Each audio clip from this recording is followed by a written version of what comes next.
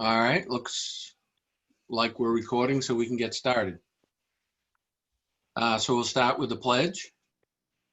I pledge allegiance to the flag of the United States of America and to the republic for which it stands, one nation, under God, indivisible, with liberty and justice for all. Item 3, again, opening remarks, if there are any, for superintendent or the town manager.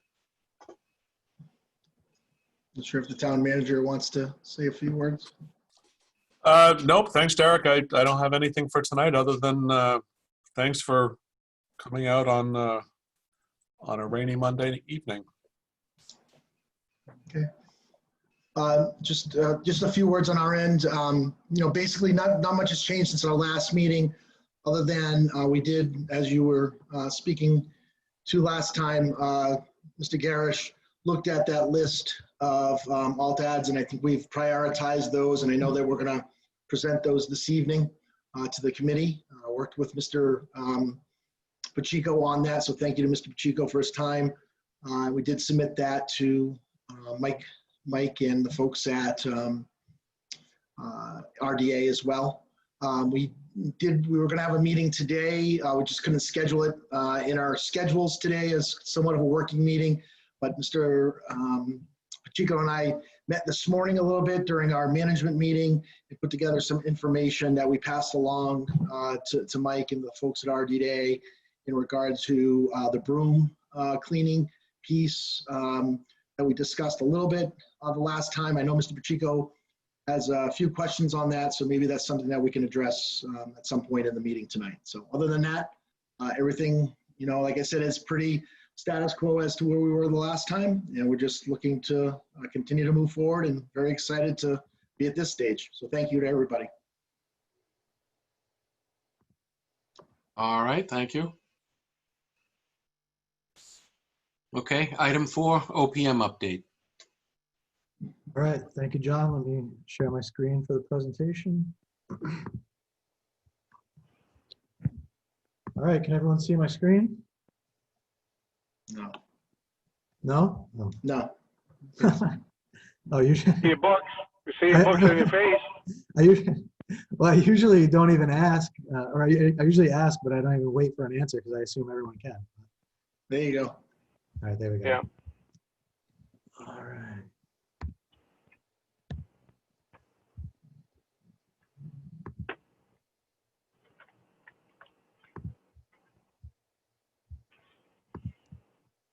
All right, are you on page 2 now? Or did you Page guys 1. go- All right, hold on, I got something wrong here.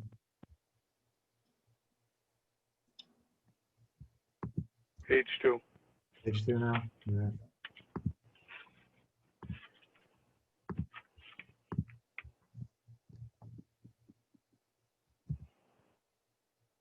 There we go.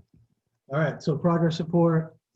We're at the same place with the demolition that we were at, although we now have our approved change order. So we're in the middle of scheduling that. We have here that the anticipated start was tomorrow, the 29th, and we don't have that confirmed, but we have them committed to doing that one day duration of work by the end of this week. So I'm working with them to get the actual day committed and communicating that with RDA so they can witness the concrete work filling the elevator pit. So the big update here is we have our comments on the 90% document submission to MSBA. We're working on the responses to those with RDA. Those are due within 14 days of receipt, so they're due this week, and we are on track to submit those responses on time to them. So upcoming schedule and milestones. We're still on track for completion of the 100% bid documents, which I'm just going to go to the next slide because that's another schedule slide with more detail. So we're still on track for issuing the documents to the bidders October 27th. We've kept our bid due dates as they were last presentation, November 19th for the subs, December 3rd for the GCs. We'll have our next SBC meeting December 7th to approve the bid of the low bid that we received, the low responsible bid.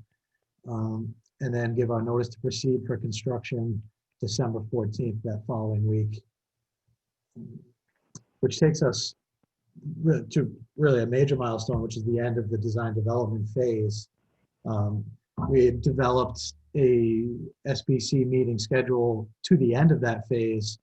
I'm going to develop a construction phase SBC schedule and distribute that around for comment and suggestions. That'll take us through the construction phase of the project. So right now we have our next meeting for October 19th.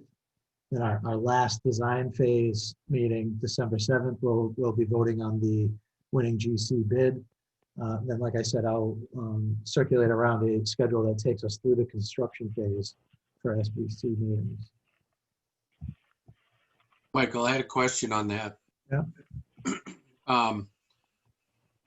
The school committee, any meetings they have to convene for executing this contract or the construction? Is there anything we need to be keeping track of or prompting them on?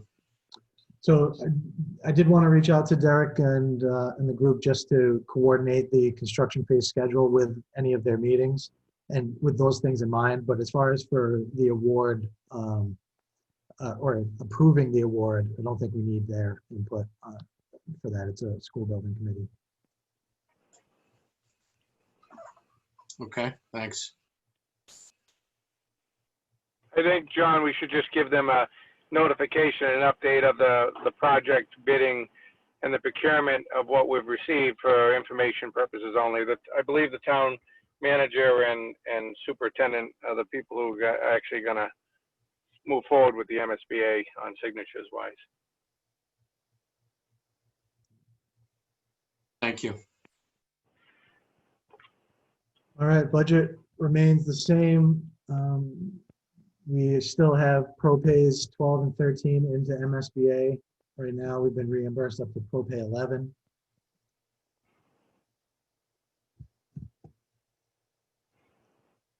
And just this slide here, a lot of text, but I sort of highlighted the highlights.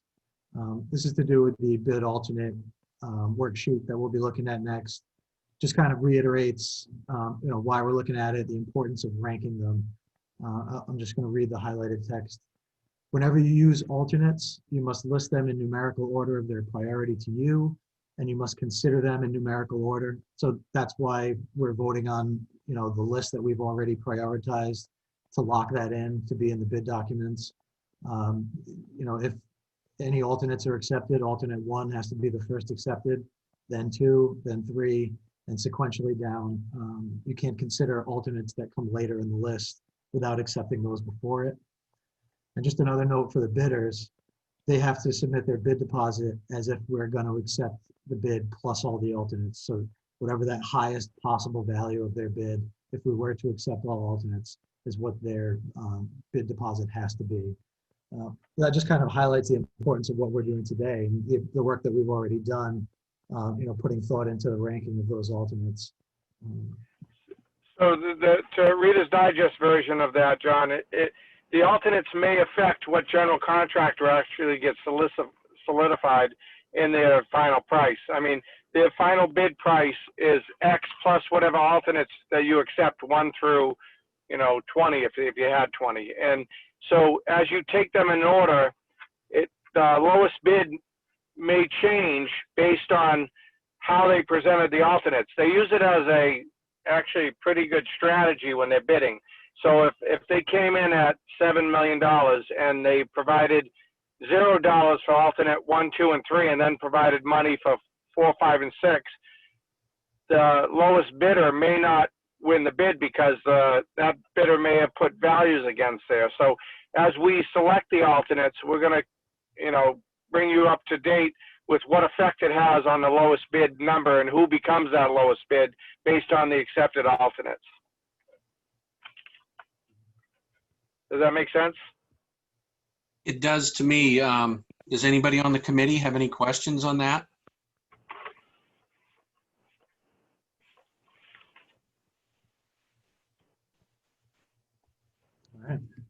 Okay. That was the Thanks. last slide of our presentation. So that would take us to designer update.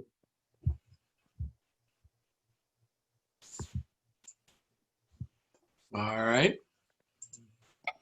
I am going to share my screen if that's okay. Yes. So, great. Great. Can everyone see the cover? Yep. All right. So I have two whole slides tonight. I guess 3. So after the last meeting, Mike McNulty and I went through and kind of put our heads together on each of the 8 alternates, and you know, what would I do if it were my building, or you know, what would Mike do if it were his building. And on the far right hand corner here, we kind of put down numbers 1 through 4 and some of the rationale.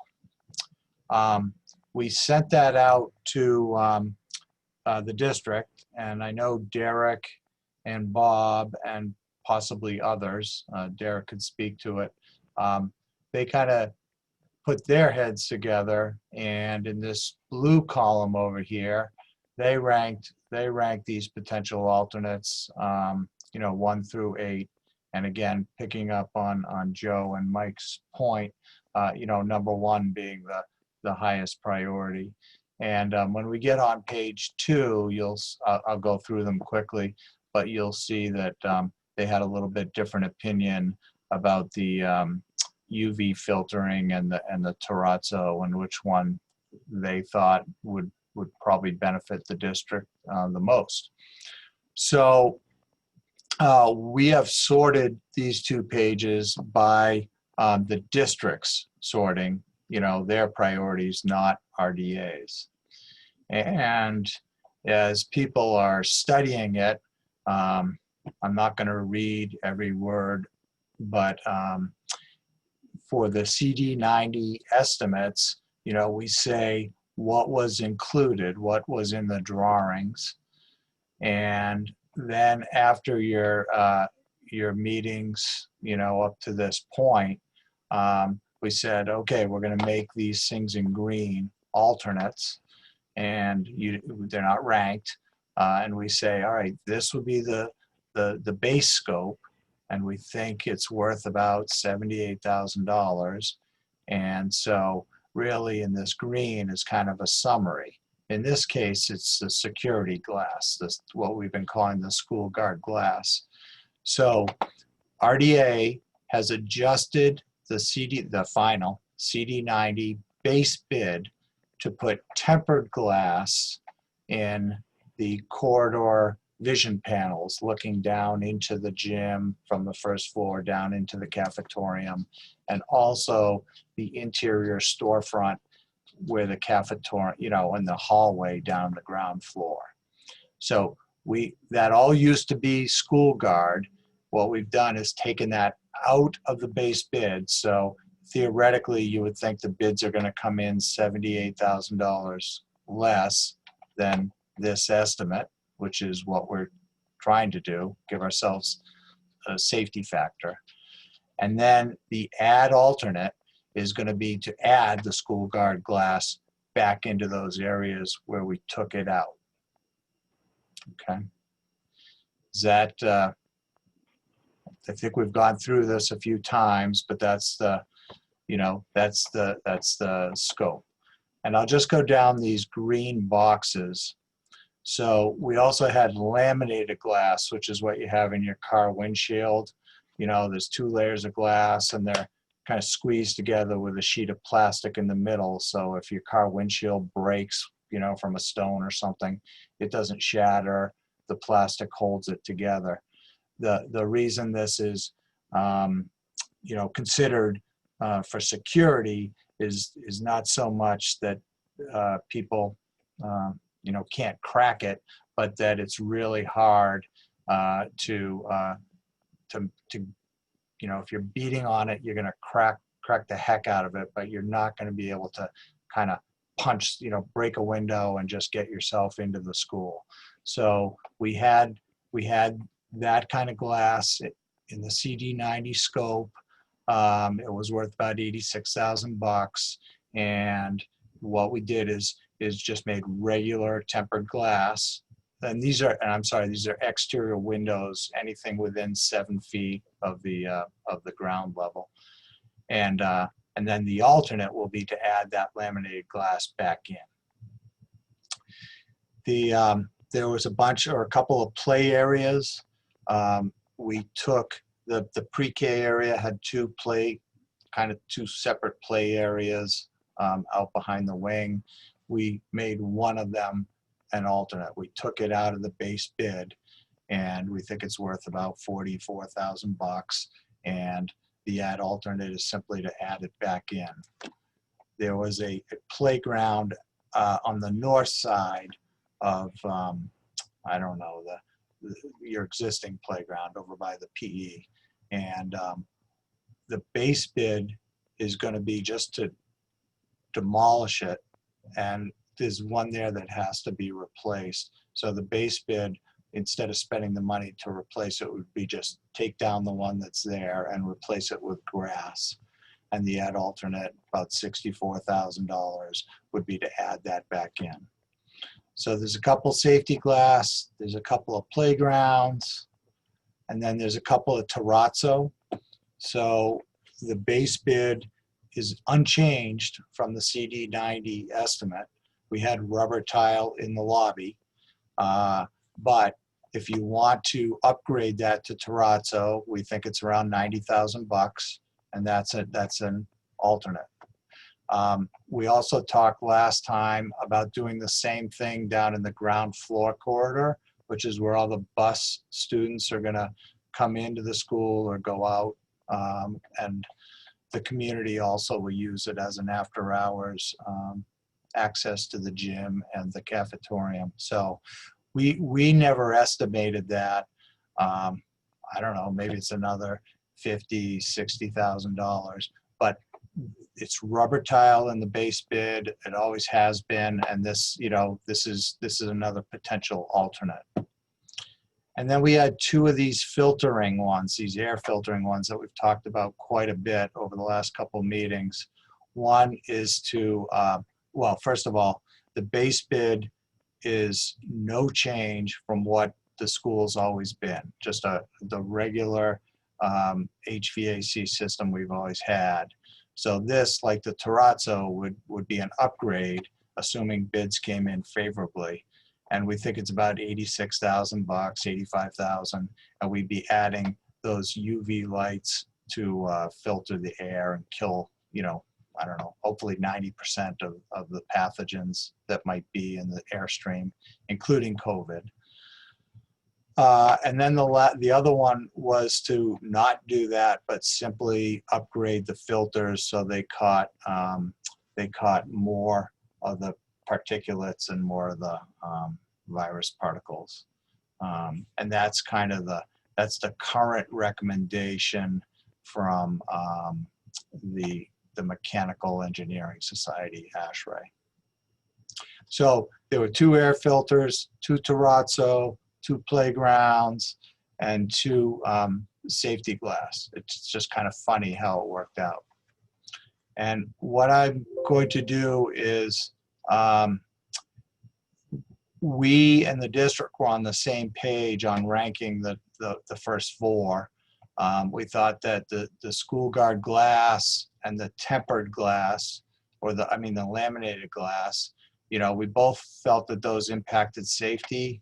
And again, I'm speaking personally, but that probably would be the highest rank for me. Again, what we're trying to do is figure out what you guys think tonight. Then we both put the playgrounds, both the pre-K and the North playground, as kind of a higher priority number. So 1, 2, 3, 4, and that's because the playgrounds would impact the educational program. If they weren't there, it's kind of a negative impact. Where we differed, Mike and I thought that you might do the filtering, the UV filtering as number 5, and then look at the terrazzo as 6 and 7. And then kind of the last one was upgrading the filters, because if you did number 5, you might not even need to upgrade the filters. And we thought killing the pathogens, doing the UVC filters, could have some impact in that, if kids are healthier, maybe they're more alert, maybe they're in school longer.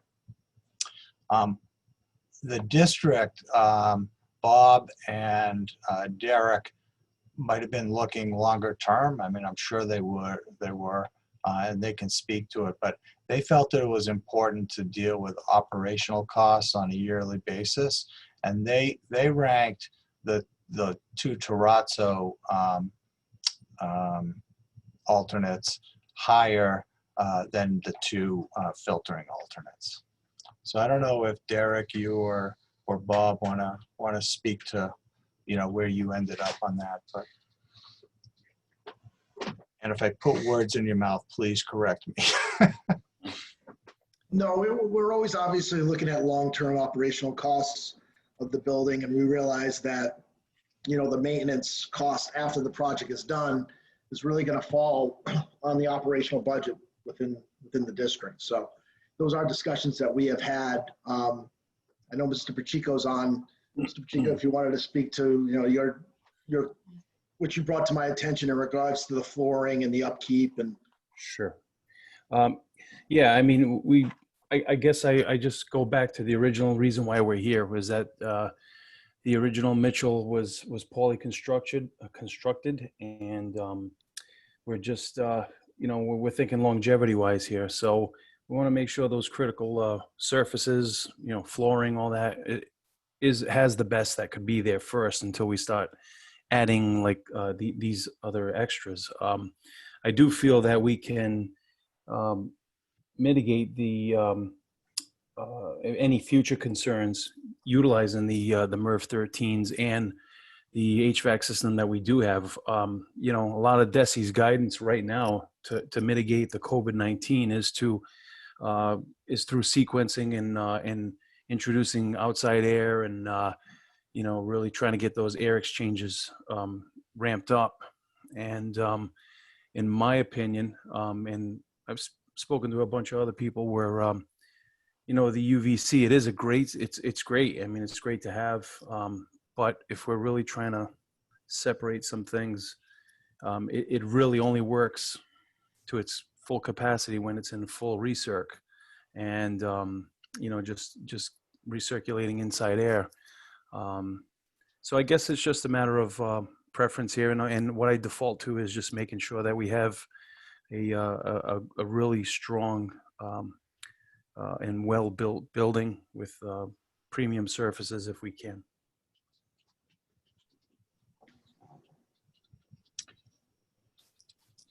So that's an overview, John. And like I say, this green column, we've left it blank. And our goal tonight would be to have you all tell us what the SBC's kind of ranking would be, so that we still have time to integrate it into our drawings. Okay, So- yeah, this looks good. So I want to open it up for discussion on any of the items, but I wanted to ask you, can you remind me why for item 6, well, the second item on the page there, the second page, there's no value associated with it? Well, John, I'm going to say it came up in the school building committee, and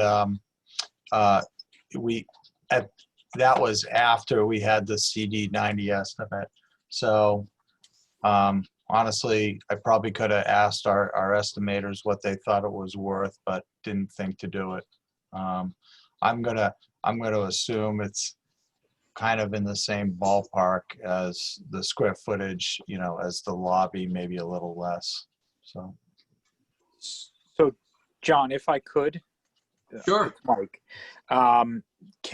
Gene, if you could, real quick, while we have just a few things to look at, some questions I have for John, can you do real quick the square footage of the entrance and the sure.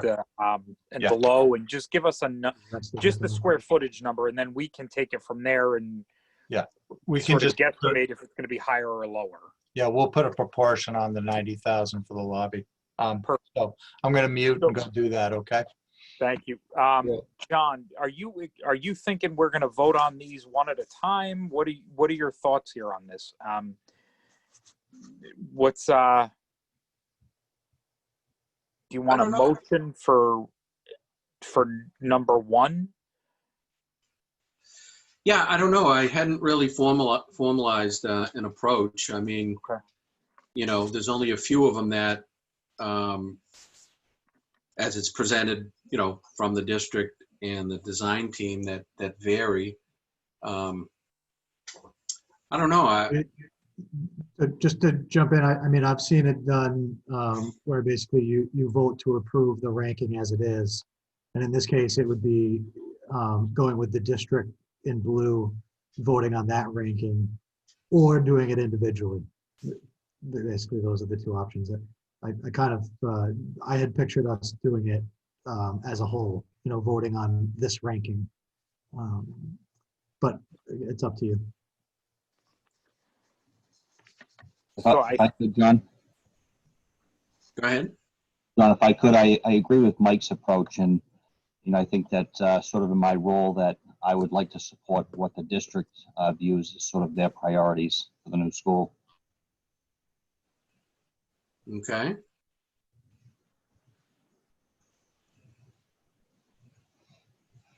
Does anybody have any?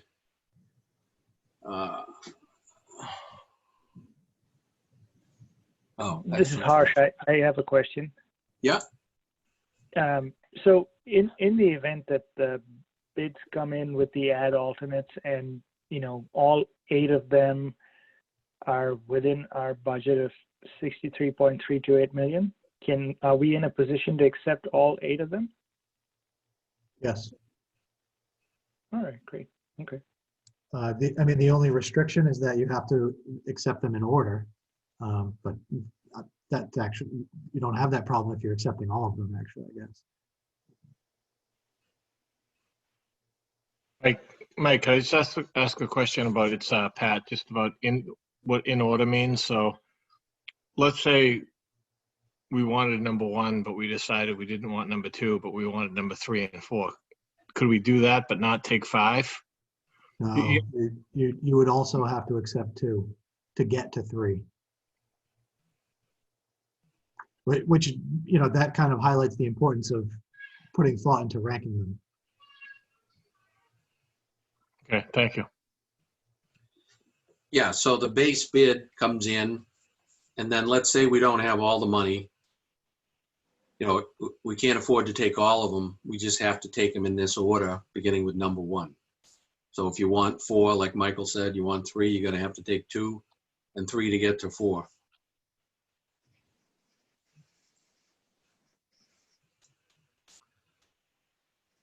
All right, so I'm open to voting on this however we think's best. I mean, we have the two orders right here, the district order, the project team order. I can note that, you know, the first 4, you know, both of them are the same. So we could continue to talk about 5, 6, and 7. And just to be clear, the project team thoughts, like our thoughts and RDA thoughts, those were just there to help inform the district, you know, and give them advice. It's not, you know, we shouldn't look at that as a ranking, right? That was just, you know, us, you know, informing the district so that they could make an intelligent ranking themselves. Good point, understood.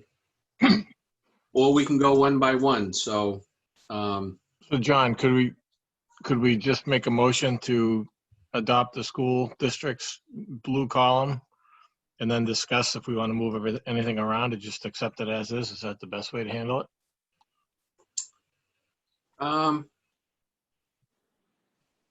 So John, if I could jump in, Yeah, it's Mike.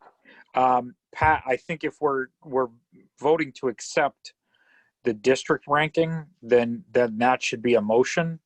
But if there's a question, to John's earlier point, if we're all okay with 1 through 4, maybe we vote 1 through 4 as one vote, and then we look at 5, 6, 7, and 8 as a second vote, if we want to change those orders. I'm okay with making the motion to accept the school district's recommendation for alternates, unless there's more discussion on it. And I would agree with Pat. yeah, that would be fine. Does anybody else have any thoughts on that?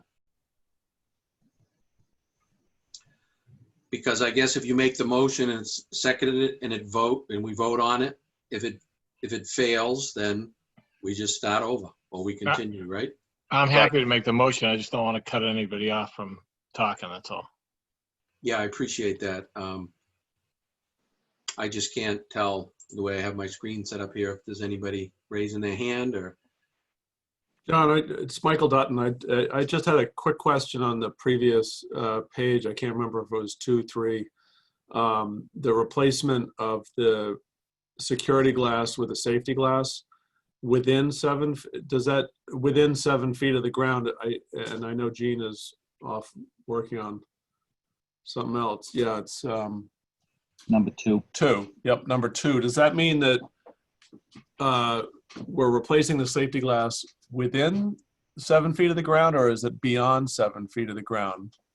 Or I mean, the security glass beyond 7 feet or within 7 feet? I was a little confused.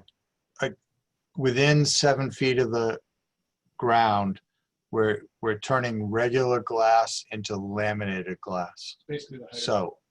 So anything you could kind of reach by standing on the ground, or So all right, maybe I didn't understand that quite right, but does that mean we're taking the I'll call it security glass away from that, out of it, and replacing it with laminated glass, or is it just the opposite? it's in the base bid, Michael. We had laminated glass which is like your windshield, which Right. acts as a security, because it's hard. You can't like break it and just walk through it. It holds together. So we had that in the 90% estimates, and now we're taking 86. We're turning it into regular glass in the base bid, and then saving $86,000. Okay. And adding that laminated glass back in would be the alternate. Okay. All right, I get it. And that laminated glass, that alternate is any piece of glass within 7 feet of the ground that's not the school guard glass. Okay.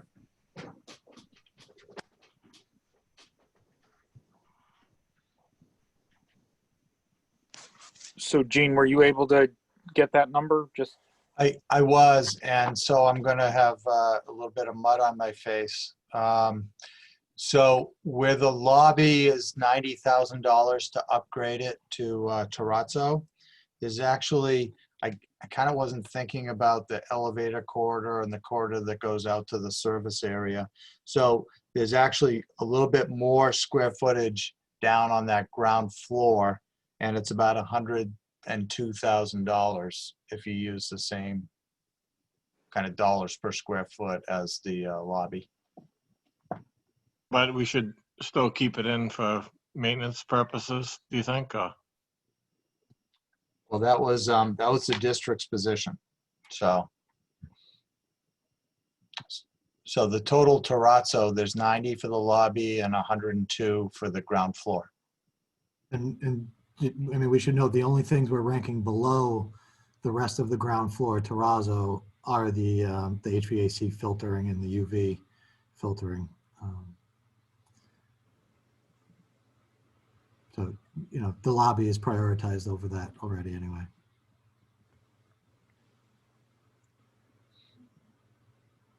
Okay.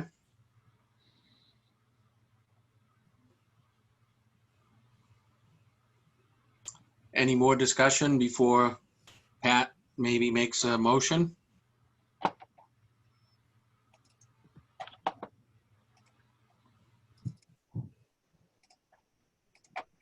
All right.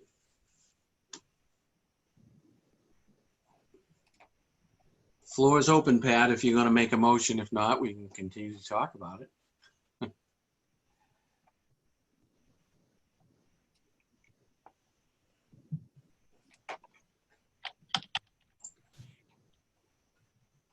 Is Pat muted? It sounded good when I said it. I'll make a motion to accept the school district's alternate recommendation ranking that's in blue. Pat Rushton, second that. All right. I guess Josh will take the roll. Sure. Start with you, John. Yes. Michael, Yes. Lillian, Yes. Kathy, Yes. Arsh. Arsh. Check to see if he's muted. Yes, can you hear me? Yes. Yes, thank you. Sorry. Matt, You say Matt? yes. Yes. Sorry about that. Scott, Yes. Patrick, Yes. thank you. The motion was approved. All right. Great, thank you.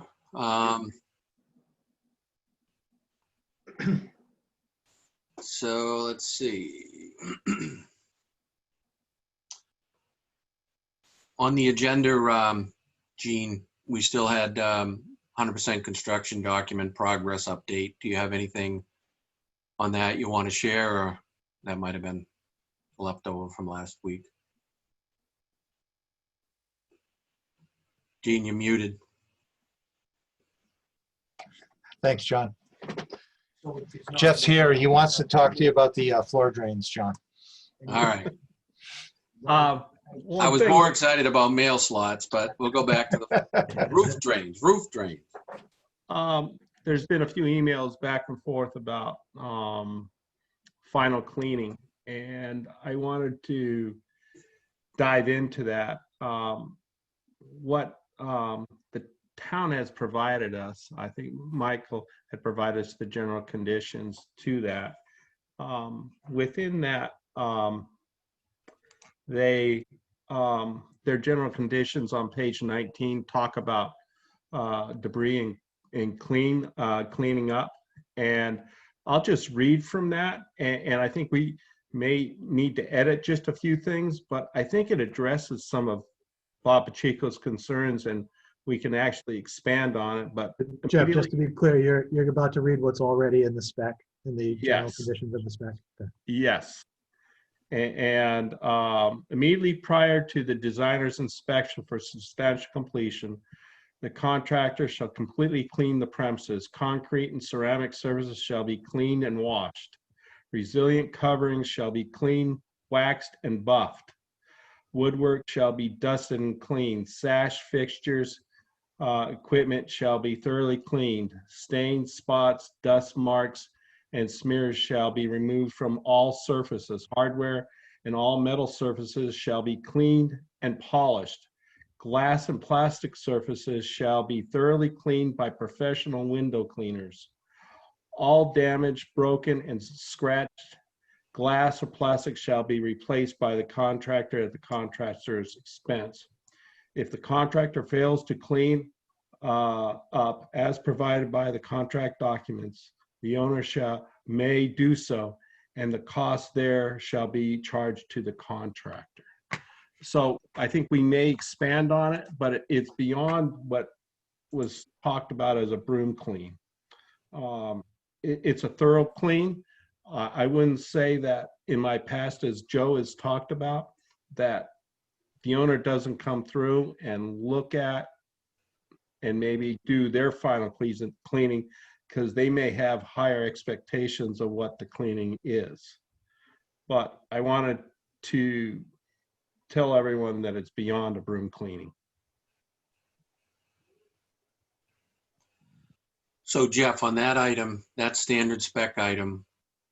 That's actually provided, John, excuse me, that was provided by you guys in your general conditions that Mike Dutton provided. Oh, okay. So the comment from the district Derek had sent today was a cleaning list for the builder to contract with a reputable cleaner.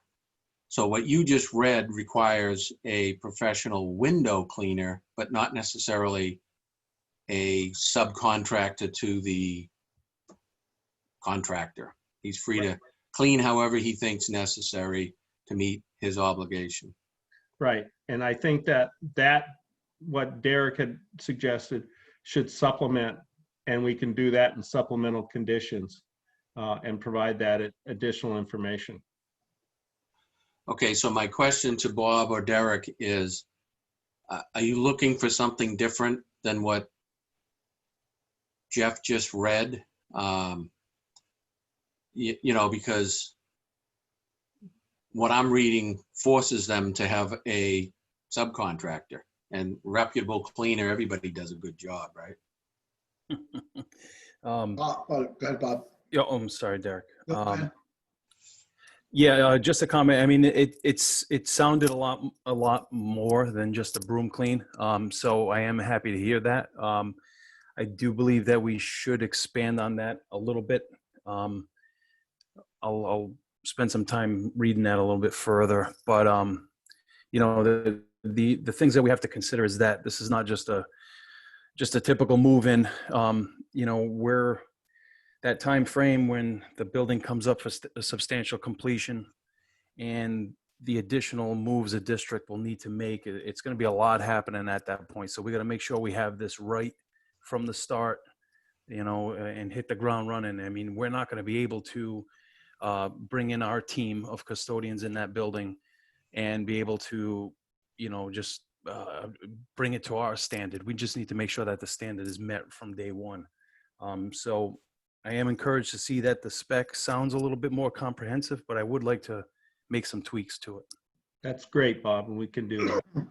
I just echo what Bob said. I think the concern that we've talked about is just the timeline, because it's just not moving one building to another. It's, you know, there's 3 or 4 different moves that need to happen, and we can't plan the other moves until the 166 Mount Prospect space is vacated, which means that we would have to move all of the teacher materials, student materials to the new building on South Street, and then make those supplemental moves with the 3rd grade to the Williams and the pre-K to the room to the school at 500 South Street, and then bringing the 6th, 7th, and 8th back to that space at 166 Mount Prospect. So I guess what, you know, Bob and I discussed was that, you know, we want to make sure that that building is, you know, move-in ready early on in this process, so that because that's going to be the first move that needs to be made in order to have all the other moves fall in line. Okay, so Derek, if I could just hold off on the move part. So for the cleaning, I think you're right. What you're pointing out is that this is just a little bit different than perhaps, maybe not. I'm sure Joe's going to have an opinion. But it might be different than just the contractor finishing his job, leaving the place broom clean, or the extra level of cleanliness that we just talked about, but not necessarily disinfected. Now, I'm just bringing that up because of recent COVID, but are you saying that, well, I want to ask the OPM team, do we need anything beyond what we normally close out a job on in this case because of our situation and maybe the timing, the short timing between the substantial completion and students moving in to be educated? You know, is there a separate layer there that has to be introduced? And if yes, is it through the contractor? Or is it just something the district should plan to implement, if that So makes sense? So it's something that's already anticipated and in the schedule, but it was something that drove us moving that substantial completion date earlier in the summer there. You know, the stuff that's coming in to the building is typical to a new elementary school building, you know, wherever it's coming from. And there's, you know, a lot of challenges, but those are built into the typical duration that we have in there for a school of this, you know, size and scope.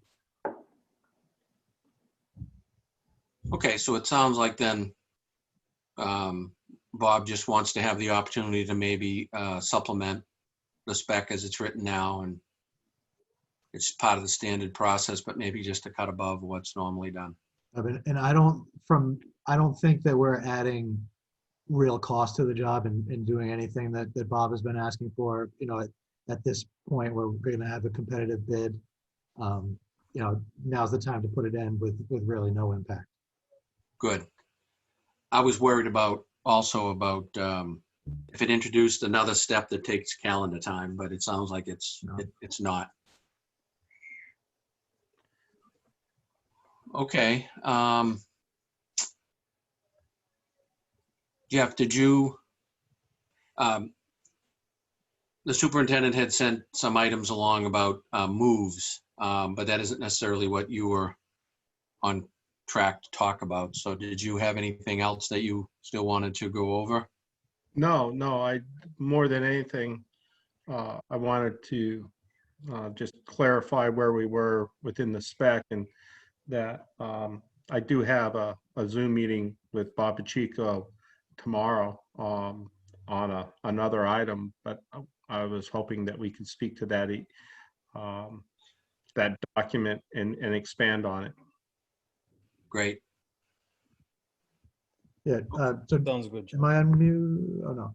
So just to clarify on the move stuff, that wouldn't be, you know, with the contractor. That's something that we're going to coordinate, you know, with the furniture folks and the FF&E package.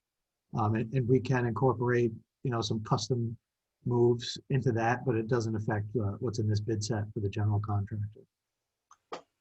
Okay, so how do we deal with that? Because it's a service that the district needs in order to occupy the building. So how do we handle that, Michael? That'll be a part of the bidding process for the FF&E package. So could I ask a question, John? Sure. About that?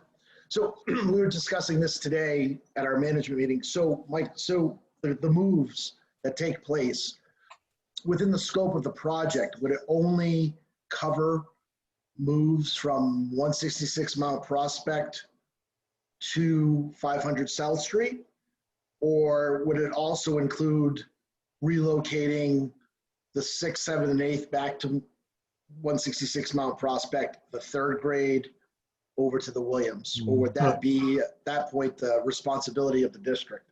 I think so. That gets into a MSBA reimbursement type of thing that let me look into that and get back to you. Okay, thank you. 'Cause, I mean, we can ask for anything that you pay for yourself, obviously, but it's the reimbursement that's the question. So let me get back to you on that. If you could get that info, that'd be great, Mike. Thank you.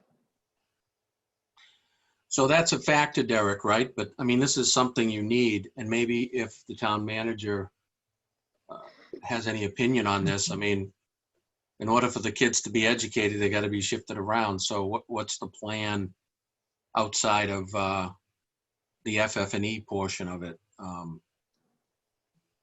know, if it's going to be handled under this team, you know, it's got to be included in somebody's scope of work.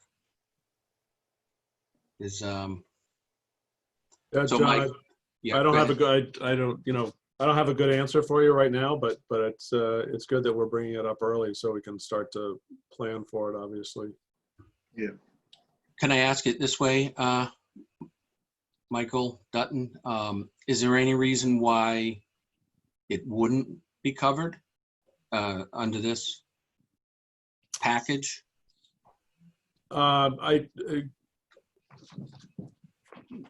the bid documents or as a school building committee purview item? Well, let me, yeah, I don't think I'm being clear. So in general, people and things, well, I shouldn't say people, but there needs to be a shuffling of educational spaces, right?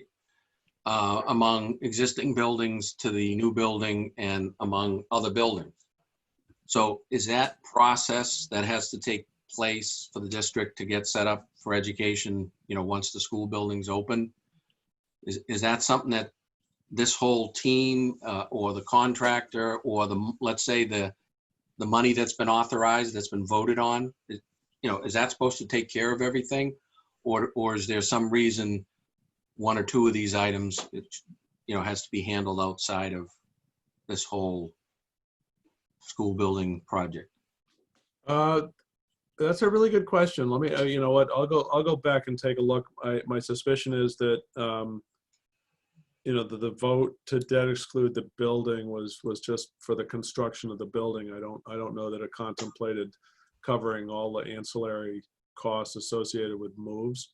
And I don't think people were sort of contemplating that when they voted. So it may be an item that is as of yet unfunded. So I'll have to dig into that and maybe talk with Derek a little bit about how that would work. I'll do some legwork on my end too. And there'll end up being two categories of that. There's going to be, moving things into the new building, but then moves within the district that don't really have anything to do with the actual new building, but that are spurned just by things moving, by the shell game all around. So I'll get back to the group too. Yeah, I think we should firm that up, because if it is scoped, it has to be included in the bid contract, then obviously we have to. But just to be clear, it's none of what we're talking about would be included with the general contractor, in this bid set of documents. Okay, so FF&E is not in this bid package? No. How does FF&E get purchased then? Through a separate process. Right, I'm not prepared to talk about that, to get into depth on the process of buying out the FF&E, but, as I understand it, it's, not with the GC bid. Yeah. Sorry about that, you guys. I was distracted. So the FF&E, the furnishings, the loose stuff, you turn the building over and you shake the building, and all the stuff that falls out that's not attached to the building. That, and also all the technology, that same thing is loose. The servers, the computer carts, the projectors, stuff like that. That both of those get bid separately. We have a consultant for each one of those. Typically, they get procured off of a state bid list, which has the best pricing, and you kind of get to pick what you want, as opposed to putting out a bid and having to take equals and all that stuff. So we usually don't do the procurement on those two until we're about, believe it or not, on the technology, about 6 months away from when the school's going to be outfitted, because you get more for less, typically with technology. And the furnishings and equipment, it might be, 8 months before the school is going to be outfitted, because it's got a little longer lead time. But lot of words there. I always talk too much, but it is a separate process. We'll form a couple subcommittees most likely, and kind of treat it like we treated the building, finishes and interiors. But it is part of the project by MSBA's oversight. Yeah. Oh, yeah. And I just wanted to make sure that you were there. I think that, and maybe I'm speaking out of turn here, but what we have found is that, the town usually hires a moving company, and it's organized by the OPM. I'm not trying to say anything to you, Mike, about that, but that's what we've seen in the past. And the moving company comes in and gives you a price, and there's 3 moving companies to come in and say, this is what we're going to do. And we're going to take a portion that goes to the new Mitchell School. We're going to have a portion that goes to a different school. And that's how you get your best price in the moving process. And it's organized, and the boxes are all labeled to each school, to each room, everything. And so, there's no, it actually has an organization. So when those boxes come to the Mitchell School, they know that they're going to a specific room. So Jeff, do you see that I'm trying to, and maybe this is too much for this meeting, but I'm trying to tie that in. I'm looking for any loose ends, right? On this substantial completion and then the school being able to occupy it and actually start the school year. So we have potentially 3 things, right? We have the construction contract. We now have the FF&E, which means multiple contractors are going to be working in the building at the same time, right? Right, but they're required to work together. Yes. Right. And then, so they'll have their own substantial completion, which may not coincide with the construction's substantial completion. Well, we'll write it as it is coinciding with it. Okay. And then we have moving, right? Which I understand what you just said. So does the moving start after substantial completion? We would like it not to.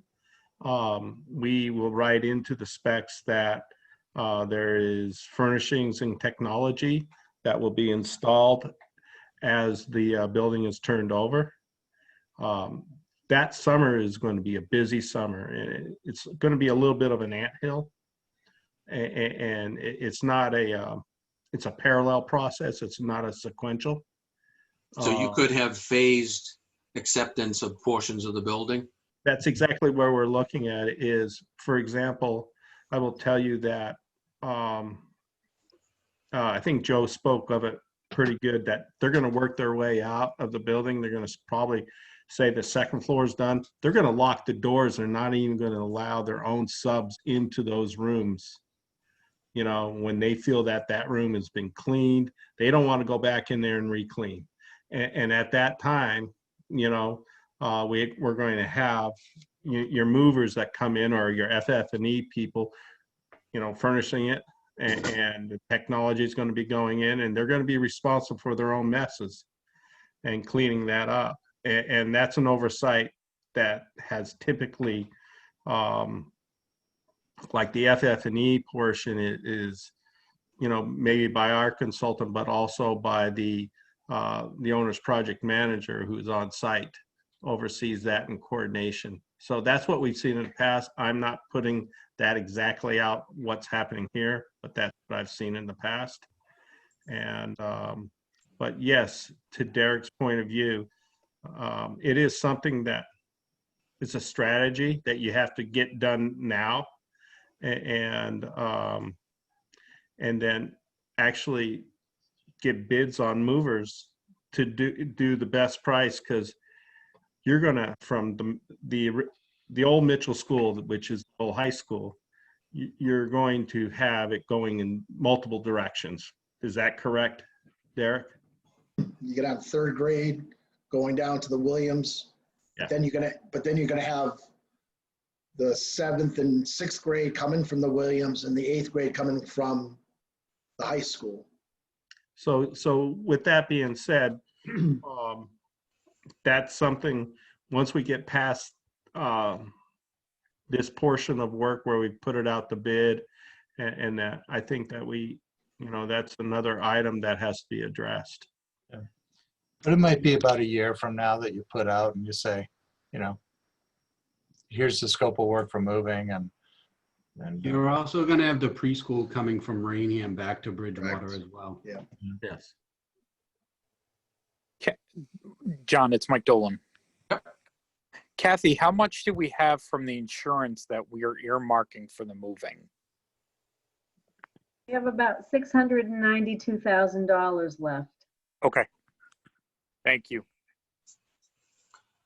So this is Kathy Blaze. So I'm sorry, I can't find my hands up tonight. So the furnishings and the technology, those are separate line items in our budget, right? They're not included in this construction budget at all. That's correct. Okay. And then the last sort of thought I had was when we're moving, we have to be careful in terms of how we're paying for what with the pre-K, because the pre-K includes Rainham students as well, right?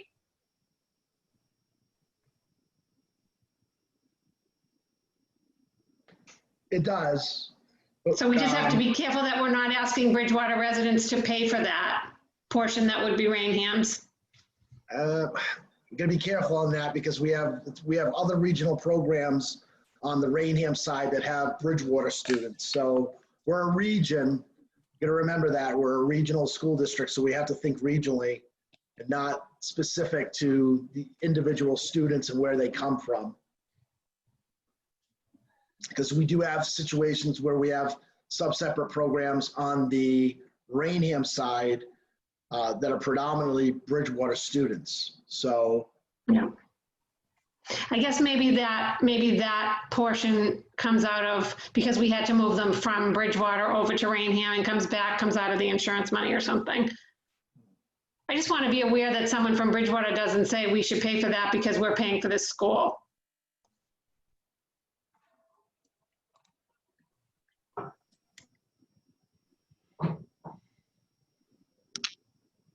Okay, so that whole discussion was very helpful for me to understand. It sounds like it's really not going to impact the construction package, but we all got to be thinking about it eventually, right?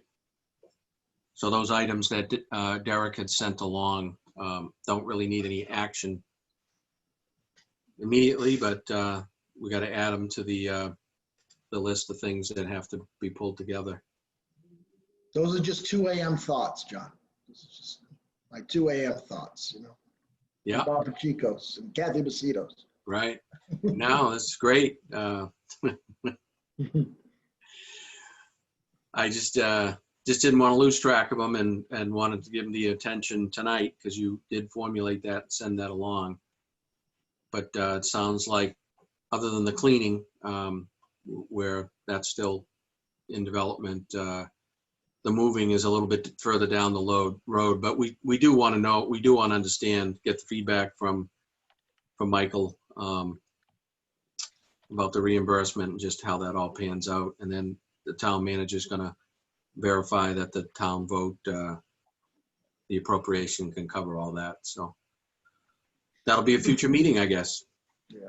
Just again, just being part of that first initial move. And again, we were up against it and had a very short time frame.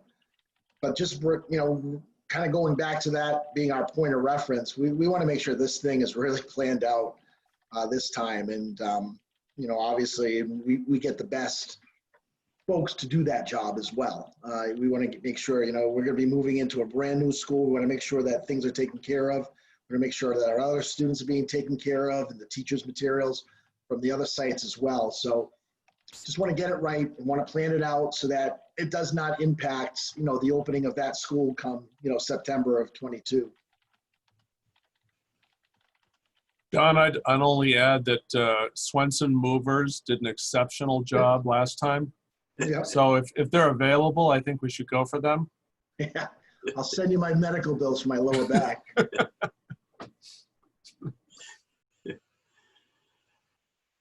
All right. Anything else on the designer update, item 5?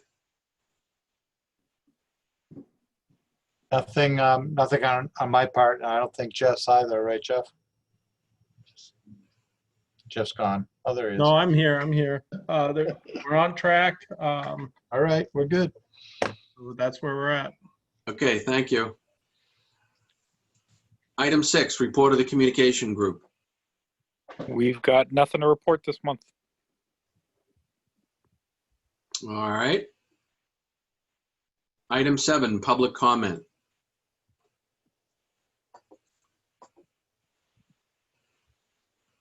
Is there anybody? John, I just have a general question from maybe Michael Dutton and Kathy while they're both on.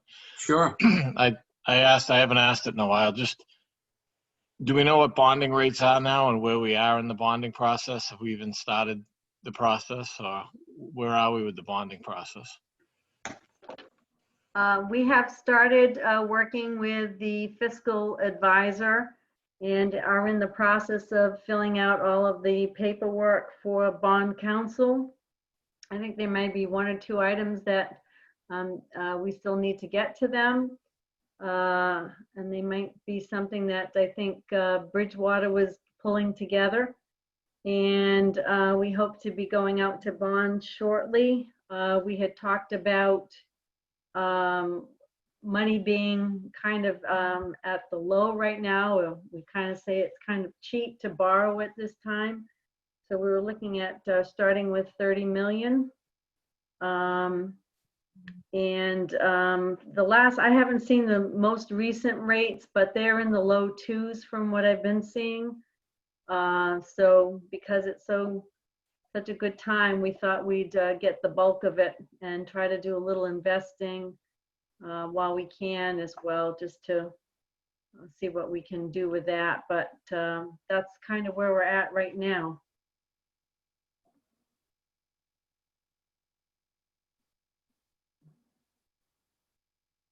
All right, thanks.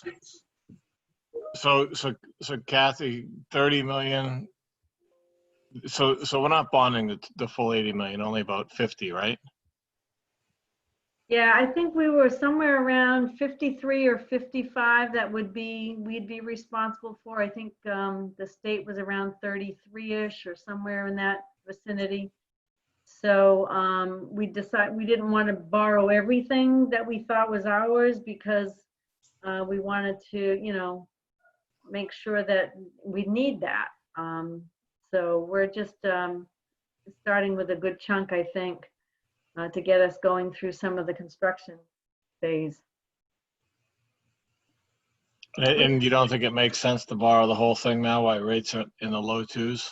Well, again, we'd have to figure out exactly what that number is going to be. Now, we don't know. I mean, the state says they're going to pay 30 some odd thousand, 33, whatever, million, whatever the number is. And, but that's of eligible cost. Well, what's not eligible? So we may still need to go out to get, more money. And again, the more we borrow, obviously, we're also incurring interest payments. If we're just going to go for a ban, if we're going to try to bond it right away, then we're going to be having to pay principal and interest payments.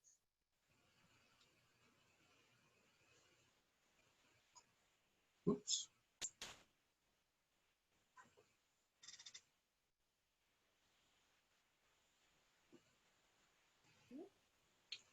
Any more, Pat, on that topic? Good question. No, I just, I think when we went to the voters or something, we projected a 3.5 or 4.5 somewhere rate, and it'd be nice to lock it in as low as we can, just to try to keep the cost of the taxpayers down. Is this something that the town's involved in and the finance committee as well? We have had meetings with the town. I believe Michael and Mr. Salmonte met with us and we discussed it. Initially, we were going to have like a borrowing at various stages, but as we started talking about it and looking at the rates, we thought we'd take bigger chunks. It's something we can revisit before we get an exact amount. But right now we were looking at the 30. So before we actually do it, we will have another discussion. And Pat, I would only add, it's Michael Dutton, I would only add that, borrowing upwards of 30 million or bonding upwards of 30, doing a 2-cycle bonding upwards of $30 million is not common. But in this interest rate environment, what's common is doing bands, as Kathy mentioned, and then doing bands throughout the project and then coming to the end of the project and knowing exactly what it's going to cost and then going out to bond based on that total amount. So the strategy, I think, which is somewhat unique, but certainly in this environment probably will work, is band a really good chunk of it, right up front, which means that we as Kathy pointed out, we're giving the taxpayers a principal and interest payment prior to when we said we would, but also locking in a low rate for a good chunk of it, and then sort of coming back later and bonding the balance of the project in a separate issuance. So that sort of hedges our bets a little bit. It wouldn't be unheard of to have a lower interest rate by the time the project is done. Certainly, right now they're at historic lows, but it's kind of a whole new world. So I think Kathy's trying to be very judicious about making sure that we don't put all our eggs in the same basket, but we're also taking advantage of really low interest rates right now, if that answers the question.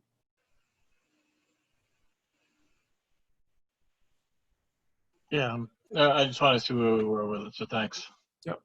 Yeah, and just so folks know, the difference between a ban and a bond. A ban, a BAN, is a bond anticipation note. It's sort of like when you have a construction loan at home, you only pay on interest on the monies that you've borrowed.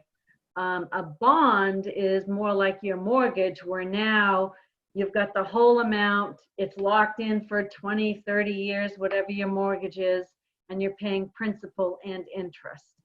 So that's the difference. You start paying down the amount that you have out on that you've borrowed. But like most construction loans, the ban, when it converts to a bond, will retain the same interest rate, correct?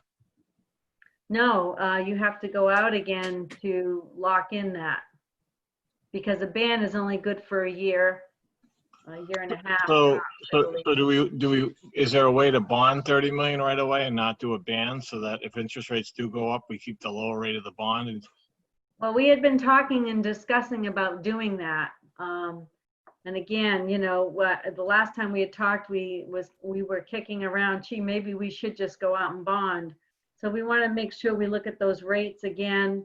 And again, I want to have that last discussion with Mr. Dutton and Mr. Salmonti to make sure that, they're going to be able to put it into their budget for next year for the taxpayers. So just so I'm clear, the first 30 million will be a bond, not a band, or a band, not a bond? We're thinking of doing a bond because of the low interest rates, but I just want to double check that with them to make sure that's where we're heading. Because we had talked about doing. Yeah, I mean, just personally. Either way. Sorry. I think we'd want to bond as much as we could now, but that's just me. Maybe the finance committee with Kathy can look at it as well. Mm-hmm.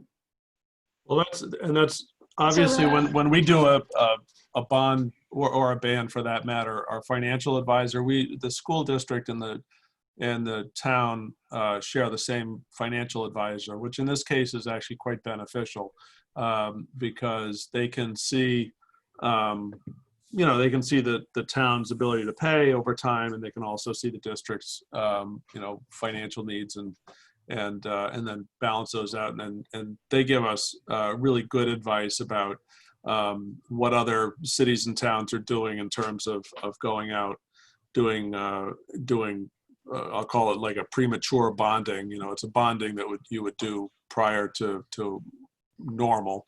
And in this interest rate environment, that might make a lot of sense. But we get a lot of professional advice from Unibank, who's our financial advisor. So we follow their guidance and then plug that into our models.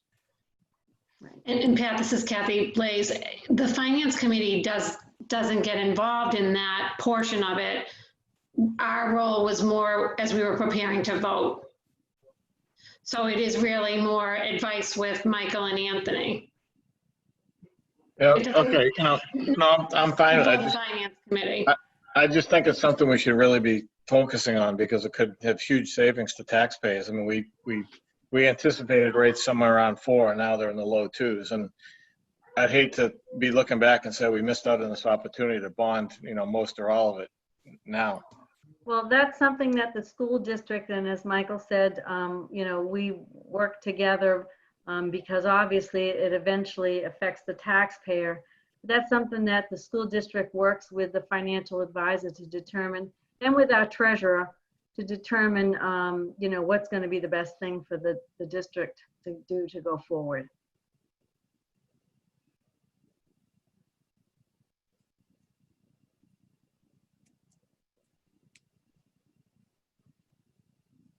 All right, any further public comment from the committee?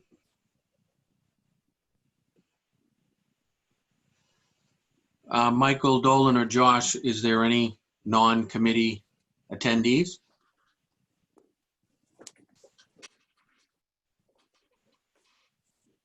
There appear not to be any. All right, I'm going to move on then. Item 8, Financial Subcommittee Formation Update. I have nothing to update. We still I gotta get my act together on that. But we'll plan to do that at the next meeting. Item 9, we mentioned was kind of a hangover from the last agenda, so there really is no action on that. CHA gave us an update on the status of, how that's moving ahead. Item 10, approval of previous SBC meeting minutes.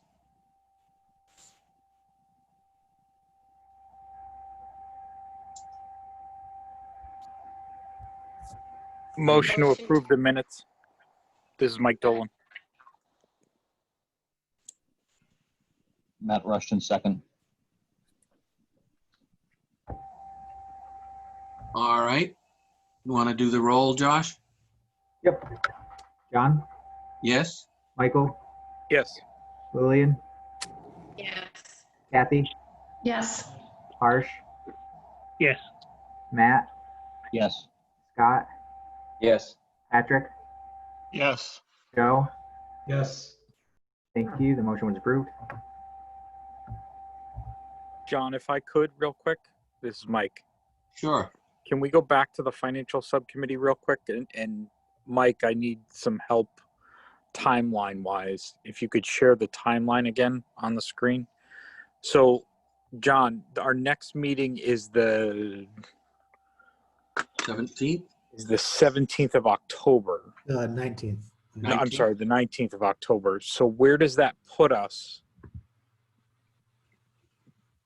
Does that give us enough time for that group to pull together and review anything before it needs to go out for bid?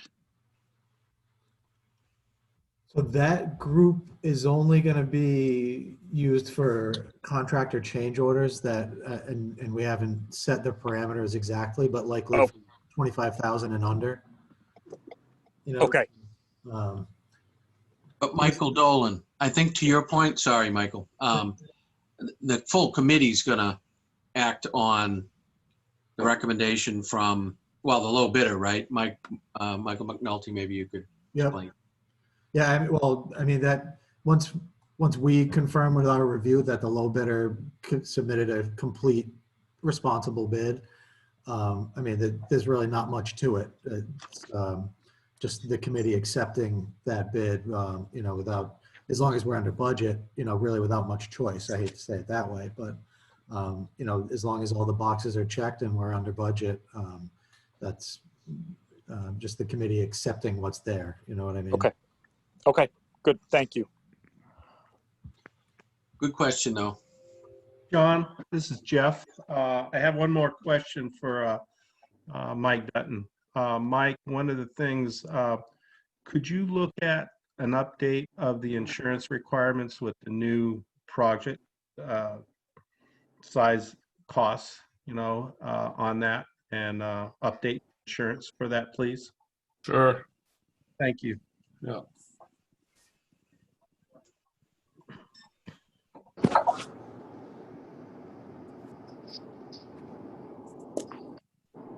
All right, so item 11 is the next meeting. So I think we said well, actually, It's, did you say? Yeah, it's the 19th. All right. Item 12, additional committee discussion.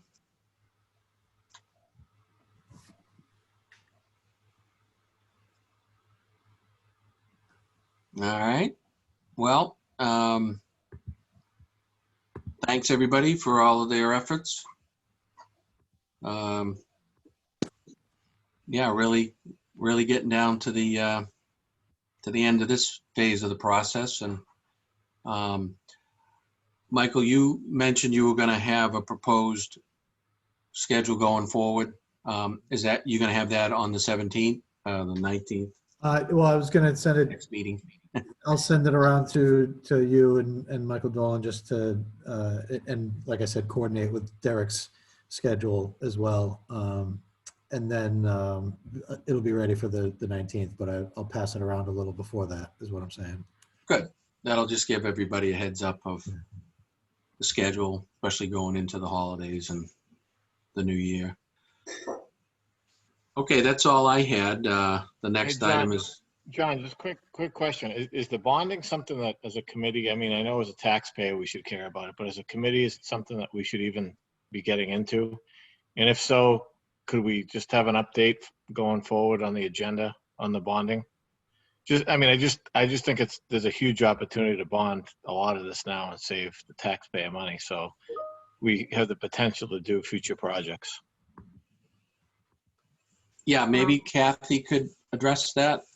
Again, this is something that the school district is responsible for, the district treasurer.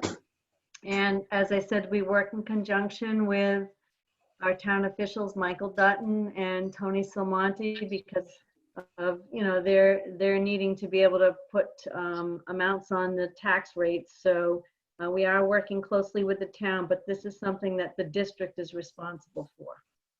So is that something that, John, we could put on the agenda just to get an update going forward as to where we are with bonding and how it's proceeding? Yeah, I mean, you're suggesting putting a defined item on the agenda? I think it's very important. We're at historic lows for interest rates. The stock market's somewhat stable. I mean, it could change dramatically in the next several months. So, I mean, I hope this emergency on the district and the town to start to get this bonded. That's all.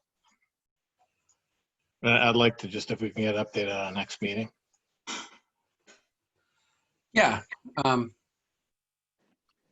Maybe Kathy or Derek can keep us posted on that. Yes.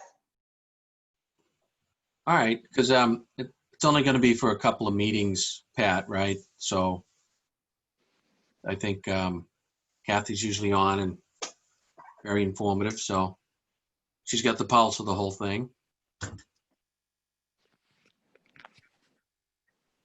So is that okay with you, Pat, just to not add it as a regular agenda item, or do you really want? Yeah, I just think it's important. I mean, it could have huge cost savings. That's all. Okay. So if we could just have it as a standing item going forward, just to get an update, I think that'd be good. All right, so I guess it could be financing update district. All right, we'll add that.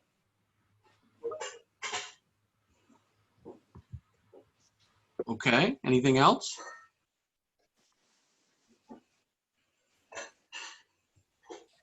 All right, I guess we'll have a motion to adjourn.